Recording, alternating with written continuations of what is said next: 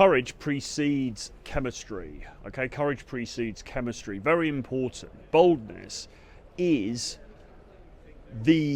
one of the fundamental drivers of desire. Okay, how bold are you? How bold socially are you? Can you walk into a room and just start talking to everybody, or do you make heads turn when you walk into a room because you're wearing some cool, clothes that are a bit out of the ordinary?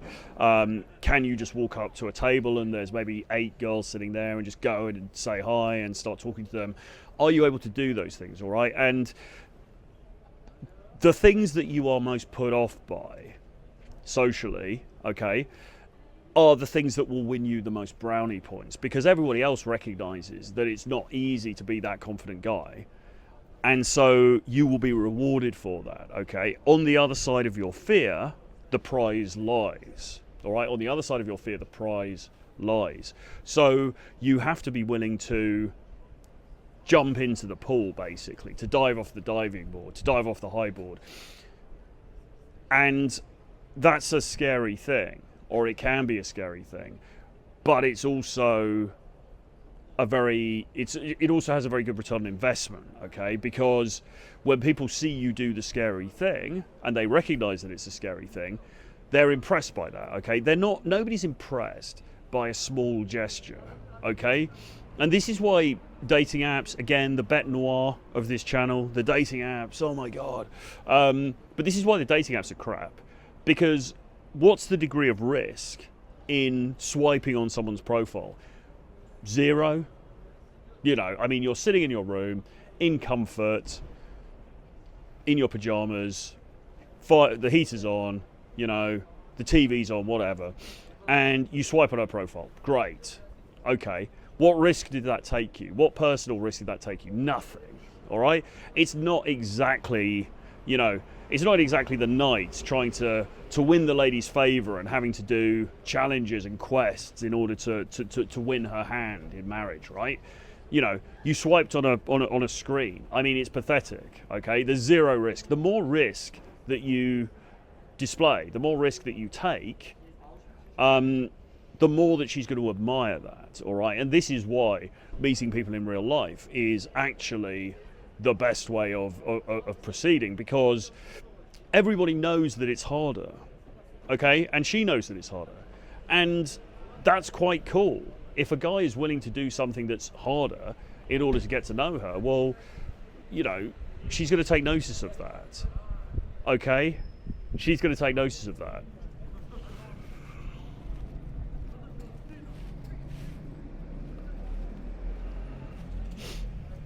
So we often talk about chemistry and you need to generate chemistry, okay? But actually, what comes before that is courage. And you could even talk about this in terms of conversation, because guys will try to be very careful in the conversations they have. They will hold back, okay? They won't talk about things that they're worried that, she's not going to approve. They'll hold back on telling a certain joke in case she doesn't like it, or they think, oh, I can't say that. Oh my God, I've just thought of this really funny thing, but I can't say that because what if she throws a glass of wine at me, okay? Well, risk the glass of wine. Again, courage precedes chemistry, okay? And women like risk takers, all right? However you define that, and there are many ways of defining that, but you can show the seeds of being a risk taker in your conversation style, in the things that you do socially, okay? You can indicate that you're a risk taker by being somebody who's a little bit uncontrollable in a controlled way, So you're at the party and you're not afraid to say the contentious thing, okay? Well, that's cool, right? Because you're somebody who doesn't mind stepping out of the matrix, who isn't afraid to be seen. Okay, well, that's attractive. Why is that attractive? Well, because people who do those things, people who are not afraid in a social context, are likely to be afraid in a business context, okay, or a work context. These are the kinds of people, or you are displaying the qualities of somebody who is likely to be a bit of a mover and shaker, who is likely to get things done in the real world. Why is that attractive? Well, because in the end, she's looking for somebody who has good genetics, right? She's looking for the highest quality match that she can find, even if you guys are nowhere near to having kids or anything like that. That's the sort of the biological underpinning of it, right?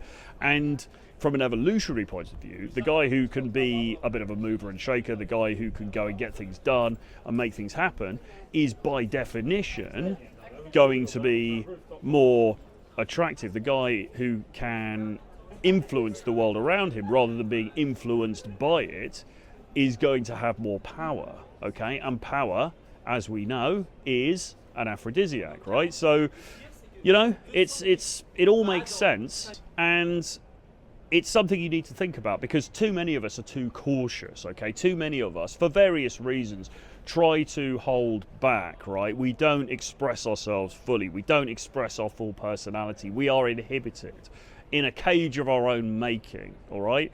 And how do you think a woman's going to respond to that? Well, she's not going to be overcome with desire, is she, right? Because it's like, well, hang on, why is this guy who is a man, right, who's meant to be unafraid and, you know, will stand up to any challenge for me and all the rest of it, and he's afraid to make a joke at a party, you know? He's afraid to come up and talk to me in the bar. He keeps looking over at me, but he can't even come over and say hello. Like, how is that attractive? On what planet do you think that could possibly be attractive to any woman? I mean, it's pathetic, right? So you want to be somebody who takes social risks. You want to be somebody who doesn't give a damn, okay? And will act on impulse, come what may. Now, okay, caveat. I'm not saying you do so jump out of a window or something, right? I mean, obviously you've got to be sensible, but you know what I'm saying. In a sane way, you've got to be somebody who takes a bit of a risk, who steps outside of the box, all right? Because the people that do that stuff are the people that actually get stuff done in the real world, all right? You know, the people who break the omelette, who break the eggs, are the same people that make the omelette, all right? She wants the omelette. She wants the omelette maker. Are you an omelette maker, or are you somebody who cradles eggs because you don't want to upset anybody? You don't want to upset the egg, so I'm not going to break it, all right? Silly metaphor, but you get what I'm saying, right? Anyway, I hope you enjoyed this one. Let me know what you think about this in the comments below. Give me a like, subscribe to the channels if you haven't already. We've got a couple of things. We've got a course, Approach Accelerator, right, which will teach you everything that you need to know about dating from beginning to end, all right, with myself, James Tusk and Les. If you're interested in that, drop me an email, troy@realtroyfrancis.com. Put your WhatsApp details in there and we'll get on a call with you. And also we're teaching in Rio at the Carnival from the 13th to the 21st of February.